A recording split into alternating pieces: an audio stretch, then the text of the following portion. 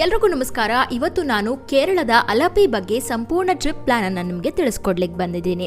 ಹಾಗೆ ಈ ರೀತಿಯಾದ ಟ್ರಿಪ್ ಪ್ಲಾನ್ಗಳನ್ನು ನಾನು ಸಾಕಷ್ಟು ಮಾಡಿದ್ದೀನಿ.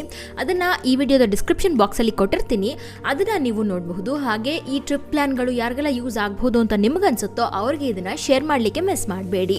ಈ ವಿಡಿಯೋದಲ್ಲಿ ನಾನು ಬಜೆಟ್ ರೂಮ್ಗಳ ಬಗ್ಗೆ ತಿಳಿಸ್ಕೊಡ್ತೀನಿ, ಬೈಕ್ ರೆಂಟಲ್ಸ್ ಬಗ್ಗೆ ತಿಳ್ಕೊಳ್ಳೋಣ, ಹಾಗೆ ಟ್ರಾನ್ಸ್ಪೋರ್ಟೇಷನ್ ಬಗ್ಗೆ ತಿಳಿಸ್ಕೊಡ್ತೀನಿ ಮತ್ತು ಬೆಸ್ಟ್ ರೆಸ್ಟೋರೆಂಟ್ಸ್ ಎಲ್ಲಿವೆ ಅಂತ ತಿಳ್ಕೊಳ್ಳೋಣ. ಹಾಗೆ 3 ದಿವಸದಲ್ಲಿ 11 ಜಾಗಗಳಿಗೆ ನೀವು ವಿಸಿಟ್ ಮಾಡಬಹುದು.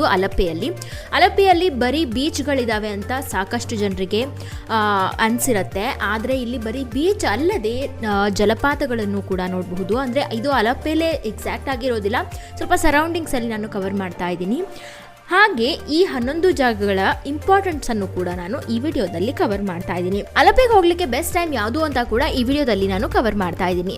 ಹಾಗಾಗಿ ಈ ವಿಡಿಯೋ ತುಂಬಾನೇ ಹೆಲ್ಪ್ಫುಲ್ ಆಗಿರುತ್ತೆ ನಿಮ್ಮೆಲ್ಲರಿಗೂ ಕೂಡ.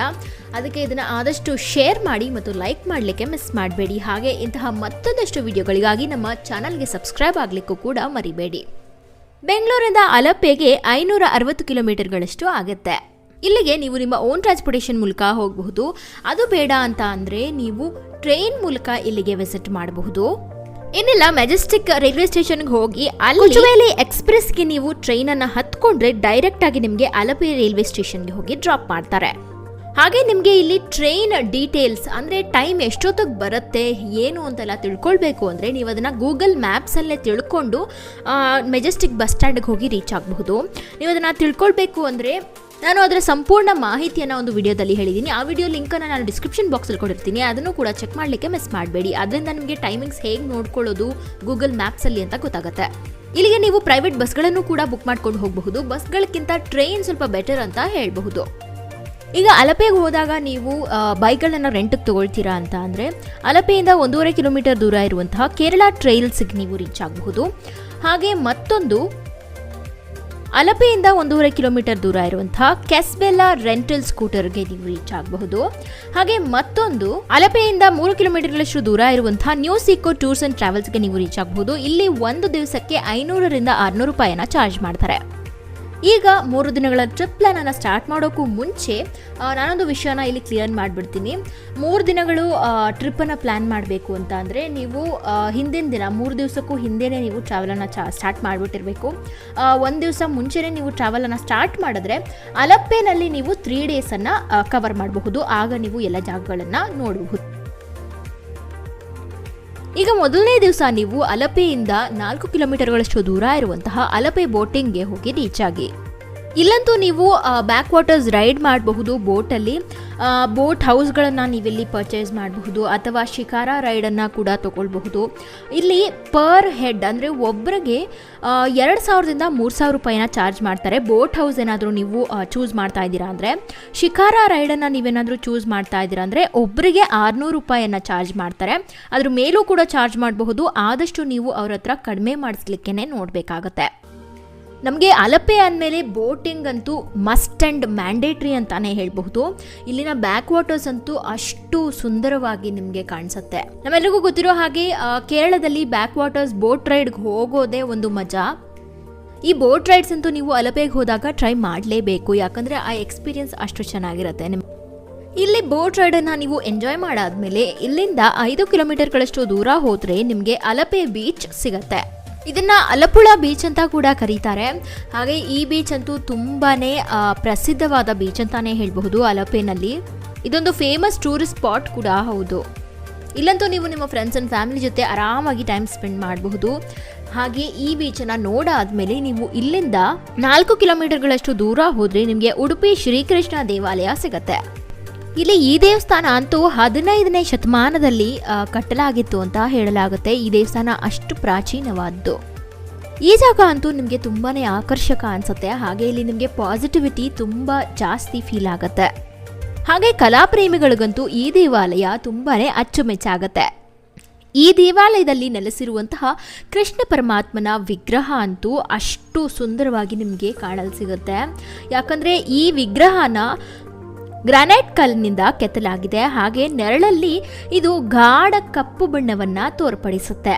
ಈ ವಿಗ್ರಹವನ್ನ ನೋಡ್ತಾ ಇದ್ರೆ ಅಂತೂ ನಿಮಗೆ ಶಾಂತತೆ ಉಂಟಾಗುತ್ತೆ. ಇದಂತೂ ತುಂಬಾನೇ ಪವಿತ್ರವಾದ ಸ್ಥಳ. ಇದು ಅಲಪೆಯಲ್ಲಿ ಒಂದು ಫೇಮಸ್ ದೇವಾಲಯ ಕೂಡ ಹೌದು.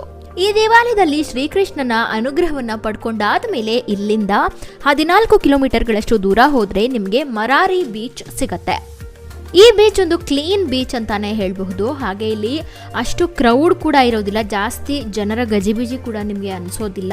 ನಿಮಗೆ ಇಲ್ಲಿ ಶಾಂತತೆ ಉಂಟಾಗುತ್ತೆ. ಹಾಗೆ ಅಲೆಗಳ ಶಬ್ದವನ್ನು ಕೇಳಿಸ್ಕೊಂಡು ನೀವು ಆರಾಮಾಗಿ ಮೈಂಡನ್ನು ರಿಲ್ಯಾಕ್ಸ್ ಮಾಡ್ಕೊಳ್ಬಹುದು ಮತ್ತು ನಿಮ್ಮ ಫ್ರೆಂಡ್ಸ್ ಆ್ಯಂಡ್ ಫ್ಯಾಮಿಲಿ ಜೊತೆ ಆರಾಮಾಗಿ ಟೈಮ್ ಸ್ಪೆಂಡ್ ಮಾಡಬಹುದು.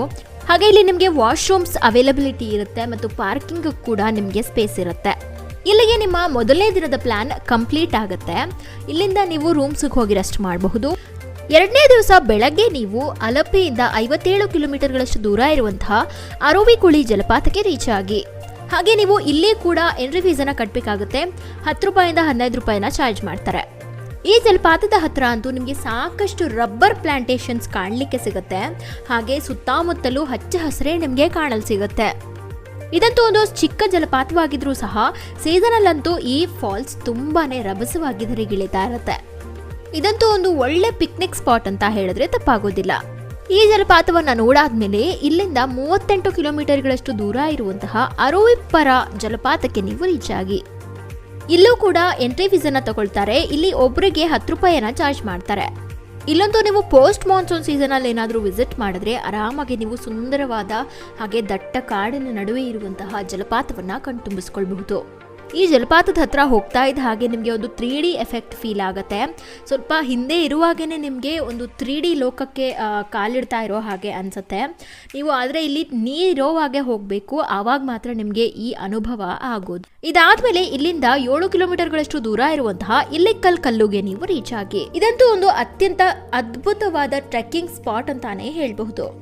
ಇಲ್ಲಿ ನಿಂತು ನೋಡುವ ವೆಸ್ಟರ್ನ್ ಘಾಟ್ಸ್ನ ಅದ್ಭುತನೇ ತುಂಬಾ ಸೊಗಸು. ಸುತ್ತಮುತ್ತಲು ಹಚ್ಚ ಹಸಿರೇ ತುಂಬಿರುತ್ತೆ. ಹಾಗೆ ಫಾಗ್ ಕೂಡ ತುಂಬಿರುತ್ತೆ. ಅಷ್ಟು ಸುಂದರವಾದ ನೇಚರ್ನ ನೀವು ಇಲ್ಲಿ ಹೋದಾಗ ಎಂಜಾಯ್ ಮಾಡಬಹುದು. ಹಾಗೆ ಇಲ್ಲಿಗೆ ಹೋದಾಗ ಎಂಟ್ರಿ ಫೀಸನ್ನು ಕೂಡ ಚಾರ್ಜ್ ಮಾಡ್ತಾರೆ. 25 ರೂಪಾಯಿಯನ್ನು ತಗೊಳ್ತಾರೆ ಒಬ್ಬರಿಗೆ. ಇಲ್ಲಿ ನೀವು ಟಾಪ್ ಅನ್ನ ರೀಚ್ ಆಗ್ಲಿಕ್ಕೆ ಜೀಪ್ಸ್ ಅನ್ನು ಬೇಕಾದ್ರೆ ಬುಕ್ ಮಾಡ್ಕೊಳ್ಬಹುದು ಅಥವಾ ನೀವು ಟ್ರೆಕ್ಕಿಂಗ್ ಮೂಲಕನೇ ಹೋಗಬಹುದು. ಆರಾಮಾಗಿ ನೇಚರ್ನ ಎಂಜಾಯ್ ಮಾಡಿಕೊಂಡು ನೀವು ಇಲ್ಲಿ ವಾಕಿಂಗ್ ರೀತಿ ಹೋಗಬಹುದು. ಇದಂತೂ ಒಂದು ಫೇಮಸ್ ಟೂರಿಸ್ಟ್ ಸ್ಪಾಟ್ ಅಂತಾನೆ ಹೇಳಬಹುದು ಕೇರಳದಲ್ಲಿ.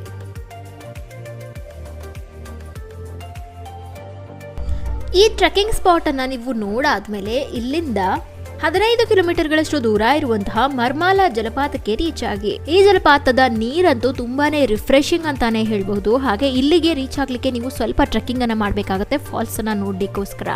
ಹಾಗೆ ಇಲ್ಲಿ ಅಕಸ್ಮಾತ್ ನೀವು ಹೋದಾಗ ಜಲಪಾತದ ಫ್ಲೋ ತುಂಬ ಜಾಸ್ತಿ ಇದ್ರೆ ಅಲ್ಲಿಗೆ ಎಂಟ್ರಿ ಕೊಡೋದಿಲ್ಲ, ಅಥವಾ ಫ್ಲೋ ಸ್ವಲ್ಪ ಕಡಿಮೆ ಇದೆ ಹೋಗಬಹುದು ಅಂತ ಅಂದರೆ ನಿಮಗೆ ಎಂಟ್ರಿ ಕೊಡ್ತಾರೆ. ಅಲ್ಲಿ ಎಂಟ್ರಿ ಫೀಸ್ 30 ರೂಪಾಯಿನ ಚಾರ್ಜ್ ಮಾಡ್ತಾರೆ ಒಬ್ರಿಗೆ. ಆದಷ್ಟು ನೀವು ಇಲ್ಲಿಗೆ ಪೋಸ್ಟ್ ಮಾನ್ಸೂನ್ ವಿಸಿಟ್ ಮಾಡಿ, ಆವಾಗ ನಿಮಗೆ ನೀರು ಚೆನ್ನಾಗಿ ಕಾಣುತ್ತೆ. ಹಾಗೆ ಮತ್ತೆ ಫ್ಲೋ ಕೂಡ ಅಷ್ಟೇ ಚೆನ್ನಾಗಿರುತ್ತೆ. ವಾಟರ್ ಫಾಲ್ಸ್ ನಿಮಗೆ ತುಂಬ ಸುಂದರವಾಗಿ ಕಂಡು ಬರುತ್ತೆ ಇಲ್ಲಿ. ಇಲ್ಲಿಗೆ ನಿಮ್ಮ ಸೆಕೆಂಡ್ ಡೇ ಟ್ರಿಪ್ ಕಂಪ್ಲೀಟ್ ಆಗುತ್ತೆ. ಇಲ್ಲಿಂದ ನೀವು ನಿಮ್ಮ ರೂಮ್ಸ್ಗೆ ಹೋಗಿ ರೆಸ್ಟ್ ಮಾಡಬಹುದು. 3ನೇ ದಿವಸ ಬೆಳಗ್ಗೆ ನೀವು ಅಲಪೆಯಿಂದ 6.5 ಕಿಲೋಮೀಟರ್ಗಳಷ್ಟು ದೂರ ಇರುವಂತಹ ಚೆಟ್ಟಿಕ್ಕಾಡ್ ಬೀಚ್ಗೆ ರೀಚ್ ಆಗಿ.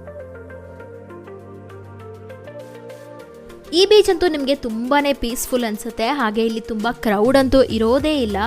ಆದಷ್ಟು ಇದು ಎಂಟಿನೇ ಇರುತ್ತೆ. ನೀವು ಯಾವಾಗಲೇ ಹೋದ್ರೂ ನಿಮಗೆ ಯಾವುದೇ ರೀತಿಯಾದ ಡಿಸ್ಟರ್ಬೆನ್ಸ್ ಇರೋದಿಲ್ಲ. ಆರಾಮಾಗಿ ನೀವು ಟೈಮ್ ಸ್ಪೆಂಡ್ ಮಾಡಬಹುದು ಇಲ್ಲಿ. ಹಾಗೆ ಇಲ್ಲಿ ಸಾಕಷ್ಟು ಲೋಕಲೈಟ್ಸ್ ಬಂದು ವಿಸಿಟ್ ಮಾಡ್ತಾ ಇರ್ತಾರೆ. ನೀವು ಅವರ ಜೀವನ ಶೈಲಿಯನ್ನು ನೋಡಬೇಕು, ನಿಮಗೆ ಅಂಥದ್ರ ಬಗ್ಗೆ ಜಾಸ್ತಿ ಕ್ಯೂರಿಯಾಸಿಟಿ ಇದೆ ಅಂದರೆ ಅದನ್ನು ಕೂಡ ನೀವಿಲ್ಲಿ ಅನುಭವಿಸಬಹುದು. ಇಲ್ಲಿ ಸಾಕಷ್ಟು ಸಮಯವನ್ನು ಕಳೆದಾದ್ಮೇಲೆ ಇಲ್ಲಿಂದ 5 ಕಿಲೋಮೀಟರ್ಗಳಷ್ಟು ದೂರ ಹೋದರೆ ನಿಮಗೆ ರವಿ ಕರುಣಾಕರನ್ ಮೆಮೋರಿಯಲ್ ಮ್ಯೂಸಿಯಂ ಸಿಗುತ್ತೆ. ಇದಂತೂ ಒಂದು ಅದ್ಭುತವಾದ ವಸ್ತು ಸಂಗ್ರಹಾಲಯವಾಗಿದೆ. ಹಾಗೆ ಇಲ್ಲಿ ಸಾಕಷ್ಟು ಶ್ರೇಷ್ಠ ಕಲಾಕೃತಿಗಳನ್ನು ಕೂಡ ನೀವು ಕಾಣಬಹುದು.